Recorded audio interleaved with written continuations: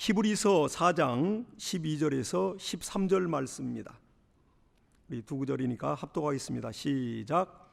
하나님의 말씀은 살았고 운동력이 있어 좌우의 날선 어떤 것보다도 예리하여 혼과 영과 및 관절과 골수를 찔러 쪼개기까지 하며 또 마음의 생각과 뜻을 감찰하나니 지으신 것이 하나라도 그 앞에 나타나지 않음이 없고 오직 만물이 우리를 상관하신 자의 눈앞에 벌거벗은 것 같이 드러나느니라.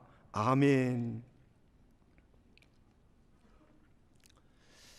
네, 우리나라는 짧은 기간에 이렇게 경제적으로 급성장한 그러한 나라 중에 하나입니다. 저와 여러분 모두가 이 어려운 시대부터 바로 지금까지 이 짧은 기간 안에 많은 것을 경험했고 또 급속도로 발전하는 모든 그러한 문화와 문명들을 우리가 경험하고 살고 있습니다.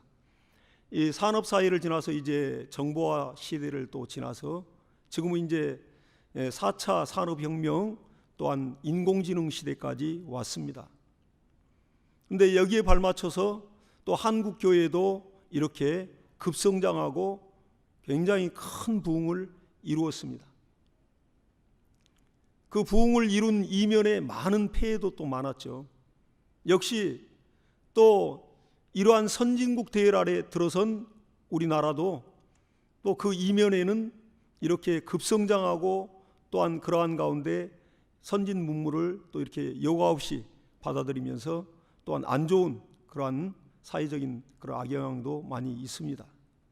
그러니까 빛과 어둠이 항상 이렇게 공존하는 것입니다. 근데 교회도 역시 마찬가지더라고요.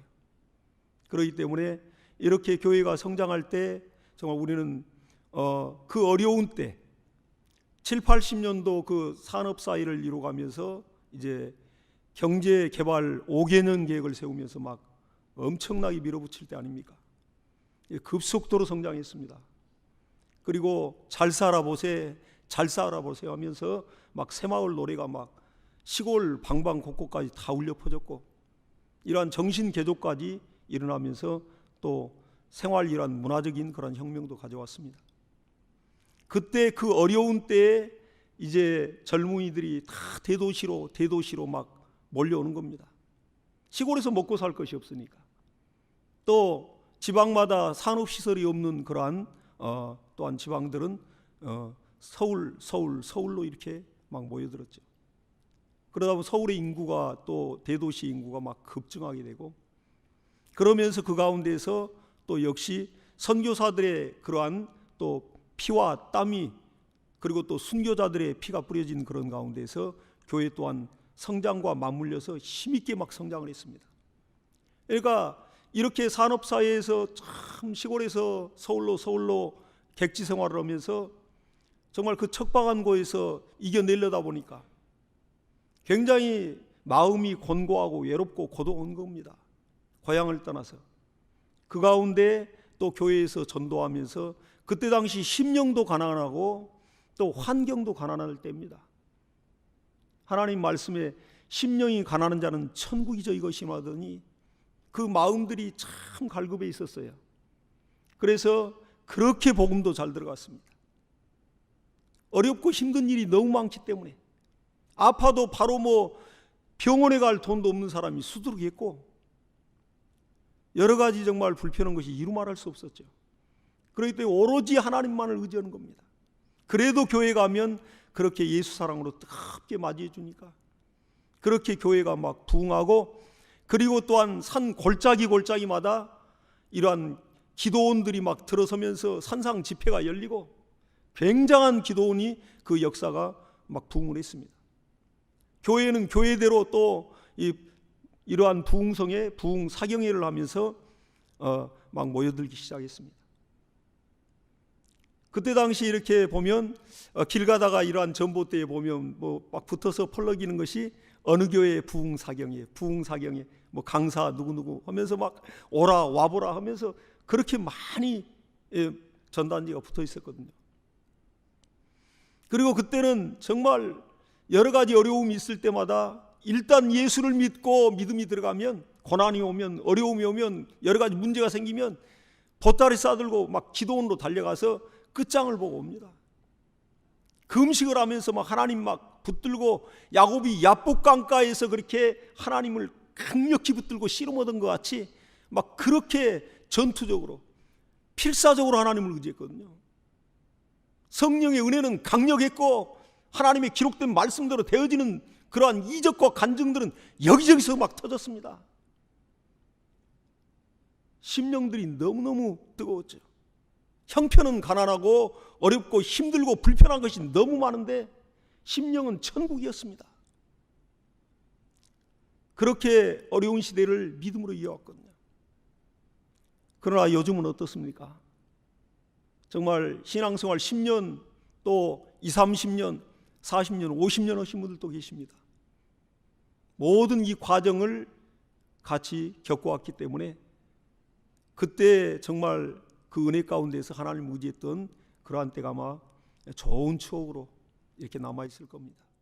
요한복음 6장 63절에 내가 너희에게 이르는 말이 곧 영이요 생명이라 그랬습니다. 하나님의 말씀은 인간의 말과 인간의 사상과 철학과 학문과는 완전히 다릅니다. 그 말씀이 영이요 생명이에요. 그래서 우리 심령을 막 살려내고 또 심령이 회복되면 육체의 질병도 막 떠나가고 사랑하는 자의 내 영혼이 잘됨과 같이 내가 범사에 잘되고 강건하길 내가 원한다 이렇게 말씀을 했습니다. 하나님의 말씀 앞에 무슨 세대 차이가 있겠습니까? 우리는 이렇게 인생을 살면서 할아버지와 손주와 손녀 사이에 분명히 세대 차이가 있습니다. 아버지와 또 자식 간에 세대차가 있습니다. 문화적인 것 때문에. 그러나 이러한 문화적이든 문명적이든 역사적이든 간에 하나님의 말씀은 수천 년 전에 선포된 말씀은 바로 이 시간에도 효력을 발휘하고 있습니다. 그 말씀을 진실로 믿기만 하면 그 말씀에 따르는 증거와 이적들이 따르는 거거든요. 그렇기 때문에 하나님의 말씀은 살았고 운동력이 있어서 좌우의 날선 어떤 것보다도 예리하여 사람의 영과 혼과 관절과 골수를 찔러 쪼개며 말씀이 들어가니까 말씀 듣는 중에 심령이 회복되고 또 심령이 회복되니까 육체의 질병이 떠나가 버린다고요. 이러한 것들을 우리가 많이 경험했습니다. 그리고 사람의 그 마음과 생각까지도 이 말씀이 감찰하나니 그랬어요. 말씀이 살아있다는 거죠. 생명력이 있습니다. 공자나 석가나 이러한 철학자들이 하는 말은 생명이 없어요. 또 어떠한 학설을 주장했던 자들은 또 시대가 바뀌면서 그 학설이 또 다른 학설이 나오면 그 학설은 다 사장되고 마는 것입니다. 하나님의 말씀은 전능자의 말이기 때문에 이 우주가 만물이 불타 없어지는 순간까지도 그 말씀은 여전히 살았고 운동력이 있으며 효력을 발휘하는 것입니다. 그러니까 우리가 이 말씀 위에 굳건히 서야 되는 것입니다. 그래서 하나님께서도 민수기 23장 19절에도 하나님은 인생이 아니시니 시건치 아니하시고 한 번 말씀한 것을 닭을 잡아먹고 오리발 내밀지 않는다 이겁니다. 말씀을 번복하는 애가 없어요. 그리고 인자가 아니시니 그 말씀하신 것에는 후회가 없으시도다. 어찌 말씀하신 것을 실행치 아니하시랴 이렇게 말하고 있습니다. 하나님은 자기가 하신 그 말씀이 법이 되어서 그 법에 자기가 저촉을 받고 그 말씀이 얼마나 진실했든지 그 말씀이 얼마나 정말 능력이 있고 생명이 있든지 하나님도 그 입으로 하신 말씀 앞에 자기 자신을 희생하면서까지 그 말씀을 지키시는 분입니다. 그 말씀 앞에 하나님의 그 명령을 따라 하나님의 아들 예수 그리스도 당신이 말씀이 사람으로 오셔서 십자가에서 그대로 죽음을 당했어요. 안 죽을 수 있는 능력이 있습니다. 그러면 어찌 우리의 구원이 이루어지겠습니까? 하나님도 말씀에 매이시고 말씀에 저촉받는 분이에요. 그만큼 하나님의 말씀은 진실하고 정직하고 공의롭고 능력 있고 권세가 있는 말씀입니다. 우리 마지막 때를 살고 있고, 물론 예수님 당시부터 말세입니다. 말세의 내용을 부어주리니 했으니까 성령이 그때 임했고, 그러나 지금은 말세 지말에 와 있어요. 그렇기 때문에 우리가 짧은 인생을 살면서도 얼마나 지금 2000년이 예수님 오신 지 지났지만은 지금 우리가 짧은 생을 살면서도 얼마나 우리가 정말 주님 오실 날이 가까운 것을 피부로 느끼고 있지 않습니까? 이러한 코로나 팬데믹을 우리가 겪을지 어떻게 알았으며, 우리가 지금 있는 이때에도 지금 전쟁은 벌어져서 많은 사람들이 학살당하고 있습니다. 여기저기에서 처처에서 기근과 지진과 이러한 해일들이 일어나고 많은 사람이 죽고 있습니다. 주님 오실 때가 분명히 가까운 건 사실입니다. 그래서 이러한 때 우리는 더 깨어서 말씀 위에 선 신앙을 가져야 됩니다. 그래서 어떻게든지 하나님은 그 말씀을 하나님 자신이 또한 이렇게 증언하시고 또 이루시는 그 하나님이십니다. 그래서 우리가 이러한 말씀을 우리가 우리 입맛에 맞춰서 이 말씀은 내가 순종해야지, 이 말씀은 좀 힘들고 거북스러워, 하나님이 이런 말씀을 해가지고 또 예수 믿는데 참 좀 마음 편히 교회 좀 다녀보려고 했던데 이렇게 하나님이 정말 힘들게 하는가 하면서 어떤 말씀은 버려버리고 어떤 말씀은 거부해버리고, 이렇게 자기 입맛에 맞게 말씀을 취사선택하여 순종한다면 그건 순종이 아니겠죠. 오늘 우리 개역 6주년을 맞이하면서 우리가 슬로건을 또 표어를 선택이 아닌 순종으로 이렇게 공모를 했습니다. 그래가지고 또 이렇게 정해졌습니다. 교역자들 가운데 정말 하나님이 뭔가 우리에게 6주년을 맞이하면서 주시는 뭔가 메시지가 있는 겁니다. 우리가 정말 개혁을 하면서 어떻게 보면 정말 그 뜨거운 열정과 말씀에 나 자신을 쳐서 복종하는 그런 이 안에서 영혼의 힘과 그러한 능력들이 상실되면서 정말 하나님을 절대 붙들고 의지하는 그런 믿음들이 한편으로는 좀 퇴색되지 않았나, 이런 부분도 우리가 돌아봐야 됩니다. 좋은 것은 취하고 잘못된 것은 과감히 버리는 그러한 우리 개역 성도들이 됐으면 좋겠습니다. 그래서 어떻게든지 하나님의 말씀은 우리가 우리 입맛에 맞게 골라서 우리가 순종할 수 있는 말씀이 아니고 전능자의 말이기 때문에 내 마음에 이해가 안 되고 내 뜻에 부합할지라도 내가 내 자신을 먼저 부인하고 말씀에 순종하면 놀랍게 그 말씀이 내 삶 가운데 그대로 이루어짐으로 인해서 합력하여 선을 이루는 놀라운 역사들이 벌어지게 되어 있습니다. 그때는 정말 이것 때문에 이렇게 하시려고 하나님이 나에게 이 정말 감당하기 어려운 이 말씀에 순종을 하셨구나. 그때는 깨닫고 감사의 눈물이 흐르죠. 참 어떻게 보면 감사할 일밖에 사실은 없습니다. 우리는 잠시 잠깐 후의 일도 알지 못하는 그러한 연약한 인생들입니다. 그래서 하나님께서도 너희는 내일 일을 자랑하지 마라, 하루 한 날에 어떤 일이 일어날지 알지 못하느니라 분명히 말하고 있습니다. 그래서 그러나 이 말씀은 벌써 우리 앞길의 발등에 정말 등불이요 우리 앞길의 빛이라고 말하고 있습니다. 하나님의 이 말씀을 어떻게든지 우리가 이렇게 순종해 나가는데, 또한 이 말씀에 순종하는데 여러 가지 영적 도전을 가져오고 방해한 자들이 많습니다. 베드로서 3장 3, 4절에도 말세에 기롱하는 자들이 와서, 하나님을 조롱하고 멸시하는 자들이 와서 이렇게 얘기한다는 거예요. 말세에 기롱하는 자들이 와서 주의 강림하신다는 약속이 어디 있느냐? 조상들이 산 후로부터 모든 만물이 창조된 때 같이 그대로 있지 않느냐? 이렇게 하면서 예수님의 오시는 약속을 그렇게 거부하고, 또 예수 오실 약속을 붙들고 주의 강림을 기다리는 그러한 성도들의 신앙을 흐트러뜨리는 그러한 자들이 있다고 말씀하고 있습니다. 하나님의 말씀을 왜곡시켜버리는 거죠. 하나님의 이 살아있는 말씀을 자기의 아전인수격으로 틀어가지고 자기의 어떤 의도와 욕심을 따라서 틀어버리는 것입니다. 그런 자들이 교사가 되고, 그런 자들이 목사가 되고, 그런 자들이 성경을 가리킨 자 되면 얼마나 많은 피해가 있겠습니까? 그리고 이제 또 우리가 이 땅에 살면서도, 대한민국에 살면서도 우리가 이 한반도의 이 역사를 왜곡당하면 얼마나 분노가 일어납니까? 온 국민이. 중국에서 정말 우리나라가 이렇게 고구려 시대까지 중국 땅을 이렇게 크게 차지했던 것, 그 동북공정을 통해서 역사를 왜곡하고 흔적들을 다 지워가고 있지 않습니까? 일본은 그 역사를 왜곡하면서 그렇게 만행을 저지르고도 자기들이 그러지 않았다는 거예요. 지금도 사죄하지 않고 있습니다. 얼마나 많은 우리가 공분을 가지고 있습니까?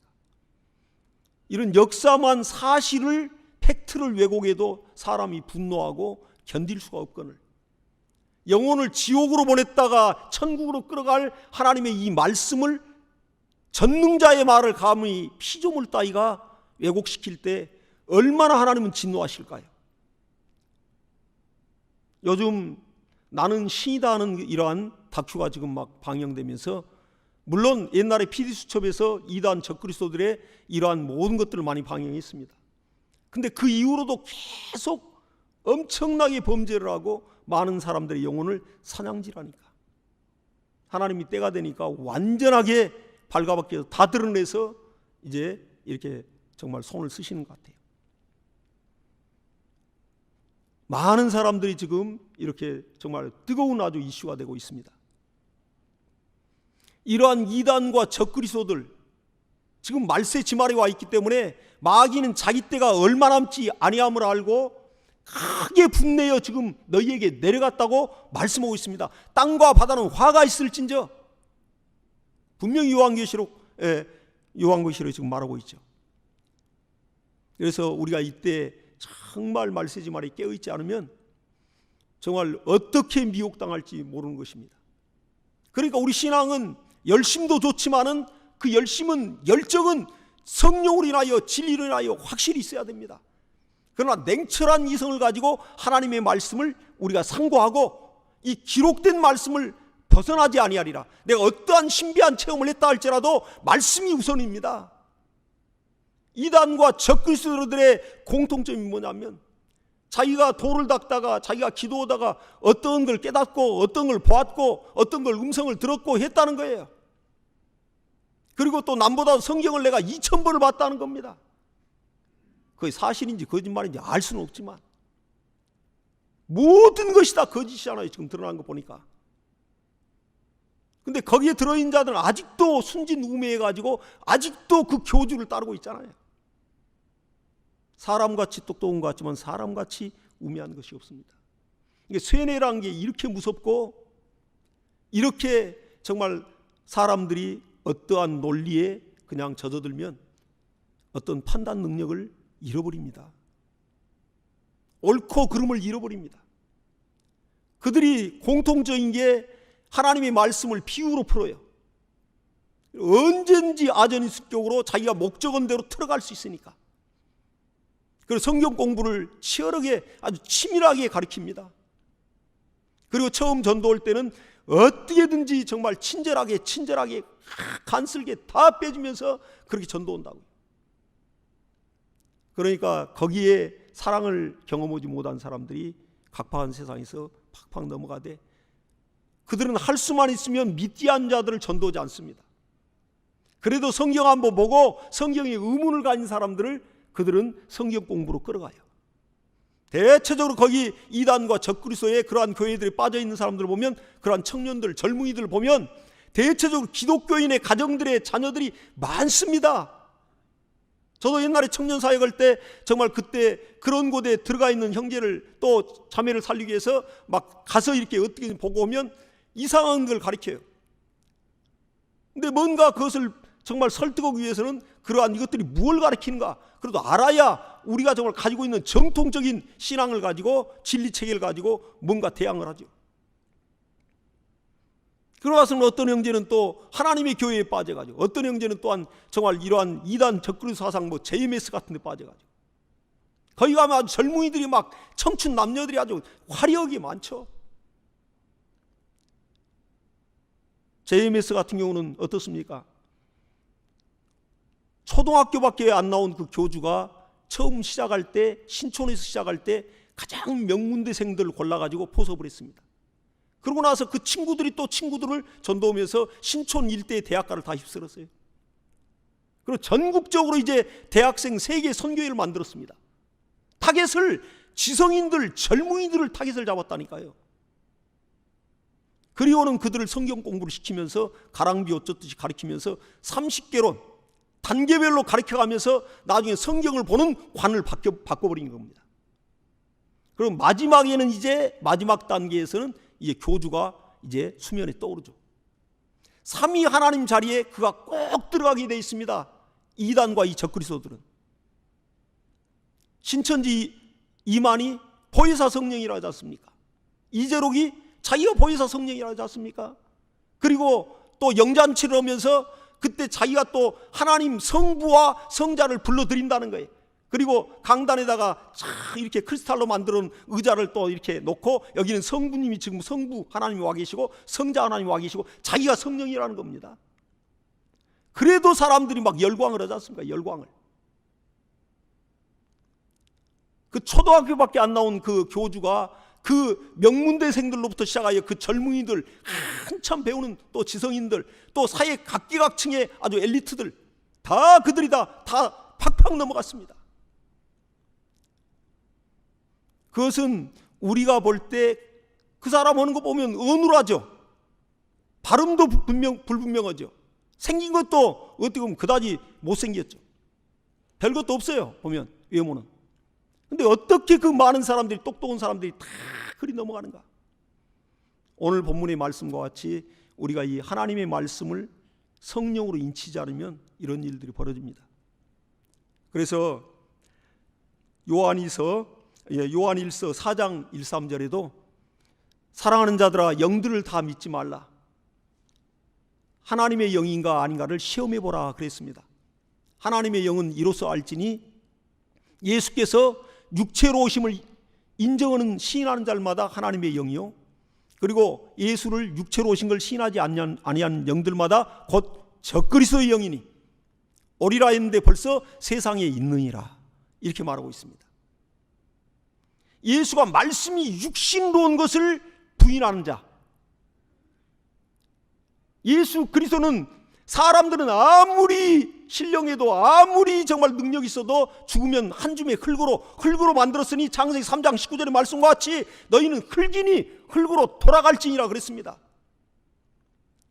결국은 이 육체는 흙으로 다가요. 근데 예수 그리스도의 육체는 분명히 목숨이 끊어지고 확인사하여 옆구리를 로마의 군인이 찔러서 확인사살을 했습니다.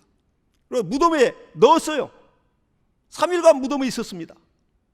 그러나 그 육체가 썩지 않고 그대로 창자국 못자국 뚫린 채로 그대로 살아나서 제자들이 40일 동안을 보여주시고 만나서 음식도 먹고 설교도 하고 기도에도 참여하고 마지막은 500명이 보는 가운데 마지막 설교를 하고 천사들에 붙들려서 승천을 했습니다. 이 예수 그리스도의 부활의 첫 열매이신 영원히 썩지 않는 육체를 말씀이 육신이 되신 부활하신 예수에 대하여 그들은 완전히 왜곡을 하는 거예요.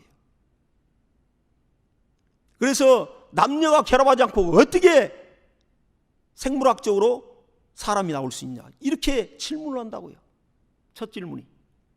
그러니까 기독교의 가정에서 또 직분자들 가정에서 자라던 그 아이들이 어려서부터는 교회 학교에서 또 이제 청년대학부 올라가기까지 그들이 고등학교까지 등살에 못 이겨서 억지로 다니다가 성령으로 진리를 경험하지 못하면 나중에 대학 들어가서는 이제 많은 동아리 단체가 있어서 거기에서 미혹이 되어서 많이 들어가는 경우들이 많습니다.